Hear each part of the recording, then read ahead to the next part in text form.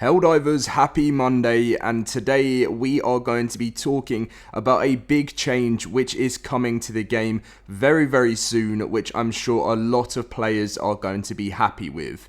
We're also going to be talking about some comments from the CEO, Johan, about something that won't be coming to the game, which people were asking for. So all of this news will be in today's video. As always, if you are new around here, please make sure to leave a like on today's video. Subscribe if you want to keep up to date with all of your game news. Thank you guys for the support, and let's get in with the video. So today we are talking about fire. Now, fire in the game is very overpowered, and players have been calling it ridiculous about how overpowered the fire is, and pretty much it's Helldivers 2 fire is ridiculous and dev admits changes are coming. A Helldivers 2 fire fix is on the way from Arrowhead, as the developer concedes that it is ridiculous just how devastating it is right now. So the Helldivers 2 fire is getting so out of control that even Arrowhead thinks it's ridiculous, with fixes on the way to make sure that fire tornadoes and Hulk flamethrowers don't absolutely decimate you in the briefest of moments.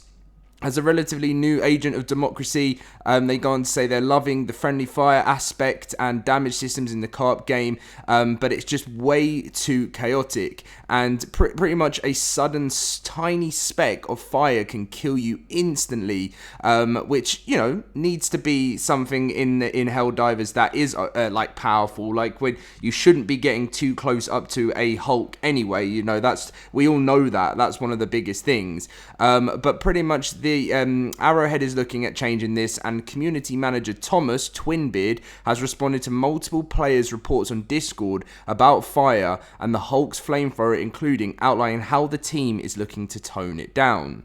And they said, "We're going through fire as a whole at the moment. The works DPS dot the host not just dying in 2 seconds from touching it. Probably introducing fixes in parts, but we're on it like Donkey Kong on barrels," says Twinbeard. And it also goes on to say it is ridiculous, and we are trying to fast up. Well, like as a team in the studio, they're trying to work on bits because they don't want to make fire completely like where you can just sit in it, but they want to make sure that, you know, you're not just like getting hit once, because I believe that the game needs to be challenging, right? But if you even get caught by the end of a Hulk flamethrower, you're gone.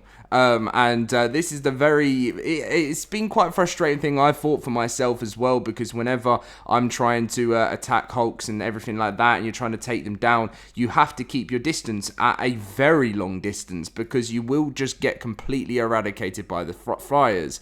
So hopefully Hulk flamethrowers and flame tornadoes won't decimate us all in a matter of seconds soon. And this is exactly the good stuff we love about Arrowhead, right? They keep the game, the thing I like is if they think something's way too unbalanced within the game, they will work as a team to get it sorted as soon as possible. And that's why I think Arrowhead deserves some awards this year, personally. I know the game has only been out for like 2 to 3 months, but already you're just seeing as a team, considering they started off as a smaller studio, how much love they've got for this game and how well they want to see it do in the future. And that just makes me so happy, and I'm really glad they're doing that.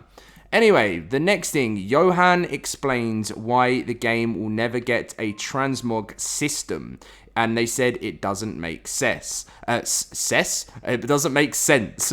The boss of Helldivers 2 developer Arrowhead has ruled out a transmog system coming to the game, as insisting it doesn't make sense. And ever since Helldivers' explosive launch in February, some players have called for a transmog system for the game's myriad of armour pieces. Transmog for short, is transmography, I guess is how it's said. And what it pretty much is it's let's just read like a little. It says, if you're unfamiliar with it, it's an option that lets you wear whatever useful equipment you want for the best abilities and stats, while essentially being able to apply a different outfit over the top you prefer the look of. So it's one of those things where, like, you know, if you want to, like, design your character in a different way, but you want different types of abilities that don't have the, you know, doesn't have it on those armors, then that's what this system lets you do. Whereas the CEO goes on to say that they don't believe that this is what Helldivers is. And Helldivers 2 armor does feature gameplay effect stats,